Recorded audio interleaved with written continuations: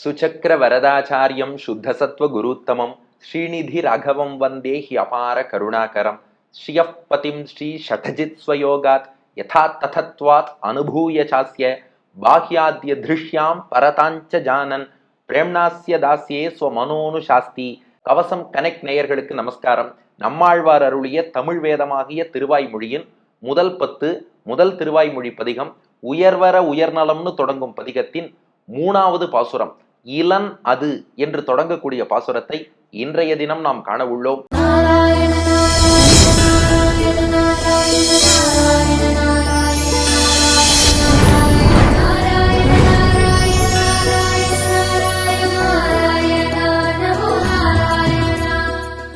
உங்கள் மனத்திரையில் காட்சி திருநெல்வேலி கருகே தாமிரபரணி நதிக்கரையிலே ஆழ்வார் திருநகரி திருக்குருகூர் புளியமரத்தடி திருப்புளியாழ்வார் என்னும் புளியமரத்தடியில் யோகத்திலே நம்மாழ்வார் எழுந்தருளி இருக்க பெருமாளை அப்படியே தரிசித்து அனுபவிக்கிறார்.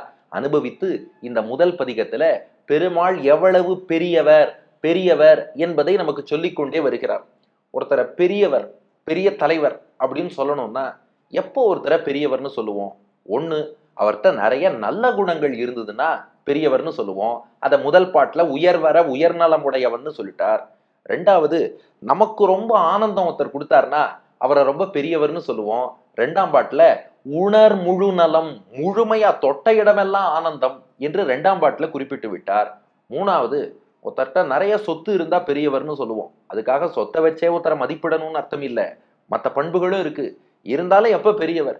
எல்லாம் அவர் சொத்துன்னா ரொம்ப பெரியவராக இருப்பார் இல்லையா? அதத்தான் 3ஆம் பாட்டுல பெருமாளுடைய ஒரு சொத்து கணக்கு, அவரவர் சொத்து கணக்கு கொடுக்குறாங்க. நம்மாழ்வார் என்ன பண்ணார்? பெருமாள் எவ்வளவு பெரியவர்னு புரிஞ்சுக்கணும்னா செல்வத்தையே பெரிதாக நினைக்கும் மானிடர்களே, எங்க பெருமாளோட சொத்து கணக்கை கொஞ்சம் சொல்றேன், அதை பார்த்தாவது பெருமாள் எவ்வளவு பெரியவர் என்று புரிந்து கொள்ளுங்கள் என்று 3வது பாசுரத்தை வழங்குகிறார். அப்ப பெருமாள் பெரியவர், ஏன்னா அவர்கிட்ட நிறைய சொத்து இருக்கு.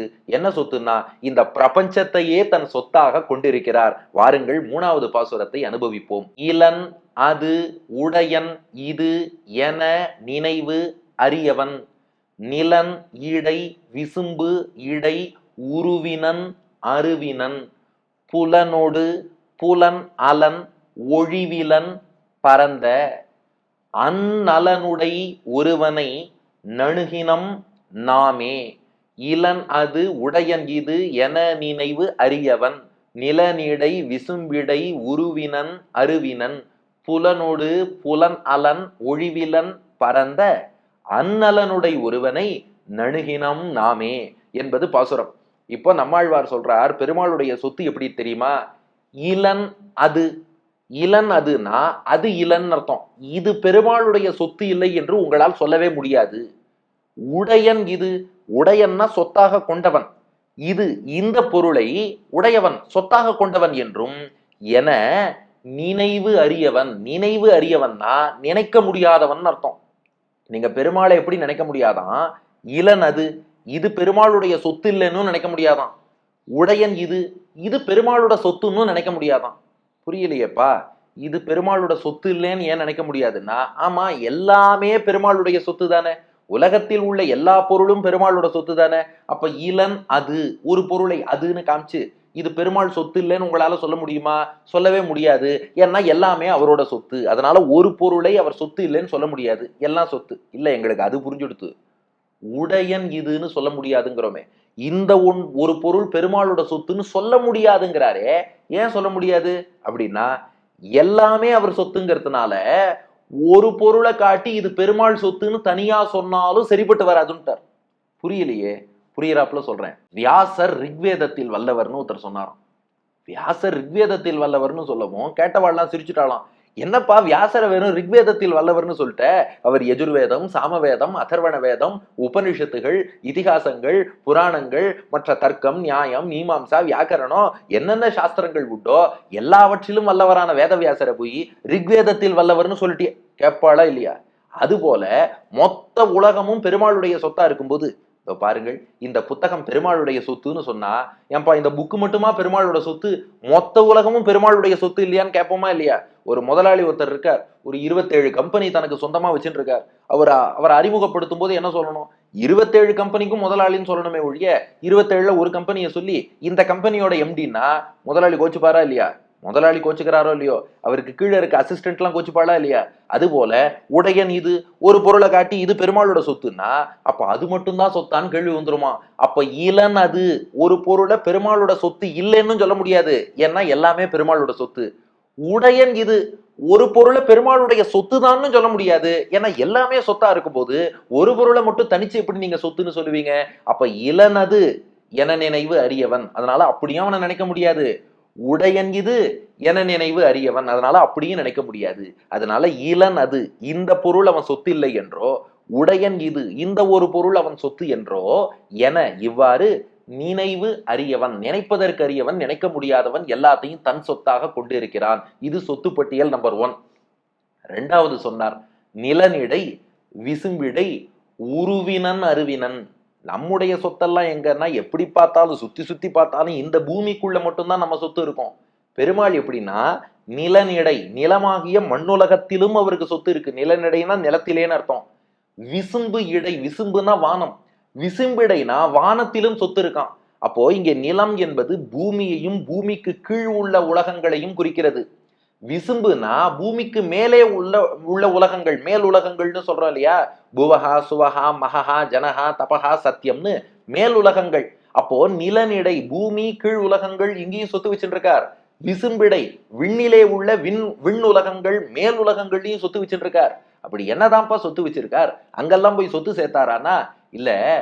உருவினன் அருவினன், இதுல உள்ள எதெல்லாம் அவர் சொத்துனா உருவினன்.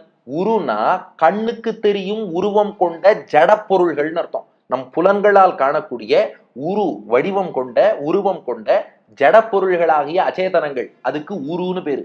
உருவினன்னா அந்த உருவங்களை எல்லாம் தன் சொத்தாக கொண்டிருக்கிறார். அருவினன், அருனா கண்ணுக்கு தெரியாத அருவமான ஜீவாத்மான்னு அர்த்தம். ஜீவாத்மாங்கிறது மைக்ரோவா இருக்கிறதுனால அது அருவம், இன்ன உருவம்னு நம்மளால வரையறுத்து சொல்ல முடியாது. கண்ணுக்கு தெரியாது. கண்ணுக்கு தெரிஞ்சாதான் நம்ம வடிவம்னு சொல்ல முடியும். ஜீவாத்மாவை யோகத்தால் தானே காண முடியும். அப்போ கண்ணுக்கு அது அரு, வடிவம் இல்லாதது. அதனாலதான் அருவினன், அந்த அருவமாகிய ஜீவாத்மாவையும், அருனா ஜீவாத்மா, அருவினன்னா அந்த ஜீவாத்மாவையும் தன் சொத்தாக கொண்டிருக்கிறான். அப்போ பெருமாளுடைய சொத்து என்னன்னா நிலனிடை மண்ணுலகத்திலும் விசும்பிடை விண்ணுலகத்திலும் உள்ள உருவினன், கண்ணுக்கு தெரியும் உருவம் உள்ள ஜட பொருள்களும், அருவினன் கண்ணுக்கு தெரியாத ஜீவாத்மாக்களும், சேத்தனா சேத்தனங்கள்னு இதைத்தான் சொல்லுவா. சேத்தனம்னா ஞானம் உள்ள ஜீவாத்மா, அச்சேதனம்னா ஞானம் இல்லாத ஜடப்பொருள். இந்த உருவம் அருவம், உருவம் உள்ள ஜடப்பொருள் அருவமான ஜீவாத்மா மொத்தமுமே தன் சொத்தாக கொண்டிருக்கிறார். இதுதான் அவருடைய சொத்து. இது பட்டியல் நம்பர் 2. அதுக்கப்புறம் பட்டியல் நம்பர் 3 ஒண்ணு சொன்னார். புலனோடு புலனலன். அவர் எப்படின்னா புலனோடு, இந்த இடத்துல புலன் அப்படின்னா புலப்படக்கூடிய பொருள்னு அர்த்தம். நாம கண்ணால எந்தெந்த பொருள்லாம் பார்க்கிறோமோ அந்த எல்லா பொருள், புலனோடு அப்படின்னா அந்த பொருள்களோடு அதுக்குள்ளேயே இருக்காராம். பெருமாள் எங்க இருக்காருன்னு தேட வேண்டாம். நீங்க எந்தெந்த பொருள் பாக்குறீங்களோ, இப்போ மொபைல் போனோ டிவியோ வச்சு நீங்க இந்த உபன்யாசம் கேட்கறீங்க இல்லையா, அந்த டிவி அண்ட் மொபைல் போனுக்குள்ளேயே பெருமாள் இருக்காரு. அதான் புலனோடு. இந்த இடத்துல புலன் அப்படின்னா கண்ணுக்கு புலப்படக்கூடிய பொருள்னு அர்த்தம். புலன்களால் அறியும் பொருள், புலப்படும் பொருள், அதுக்கு புலன்னு பேரு. புலனோடு அந்த பொருள்களோடயே இருக்கார். இருந்தாலும் புலன் அலன். இந்த இடத்துல புலன்னா அந்த புலப்படக்கூடிய பொருளினுடைய தன்மைன்னு அர்த்தம். புலன் அலன்னா அந்த பொருளின் தன்மைகள்லாம் அவர்கிட்ட வராதான். ஏன்னா எல்லா பொருளுக்குள்ளேயும் பெருமாள் இருக்காருன்னு சொல்லிட்டோம். புலனோடு புலப்படும் பொருளுக்குள்ள எல்லாம் இருக்கார். அப்படின்னா அதுல உள்ள தோஷம் எல்லாம் பெருமாள் மேல ஒட்டிக்குமான்னு கேட்போம் இல்லையா? புலன் அலன் இல்ல. அந்த புலப்படும் பொருளில் உள்ள எந்த அழுக்கும் எந்த தன்மையும் தங்கிட்ட ஒட்டாதபடி பியூரா இருக்கார். புரியறதுக்காக ஒண்ணு சொல்றேன். இந்த உதாரணம் சொன்னா உடனே நமக்கு 4 பேர் மெசேஜ் அனுப்பிடுறா, இதை ஏன் சொன்னீங்க? அப்படி இல்ல, மறக்காம இருக்கிறதுக்காக சொல்றேன். கூவம் நதிக்குள்ள பெருமாள் இருக்காரா இல்லையா? நிச்சயமா இருக்கார், சந்தேகமே இல்லாத எங்கேயும் இருக்காருன்னு சொல்லிட்டோமே. ஆனா நாம கூவம் நதிக்குள்ள இறங்கி வந்தா முதல்வன் அர்ஜுன் மாதிரி வெளியில வருவோம். பெருமாள் கூவம் நதிக்குள்ளேயே இருந்தாலும் பியூராவே இருப்பார். அதான் புலனோடு, கூவத்துக்குள்ளேயே இருக்கார், புலனலன். ஆனா அவருக்கு துர்நாற்றம் வீசாதபடி சர்வகந்தகா சர்வரசகான் இருக்கார். இது மறக்காம இருக்கிறதுக்காக மட்டும்தான் சொல்றேனே ஒழிய வேற எங்களுக்கு வேறு கிளைகள் கிடையாது, எங்களுக்கு வேறு இன்டென்ஷன் கிடையாது.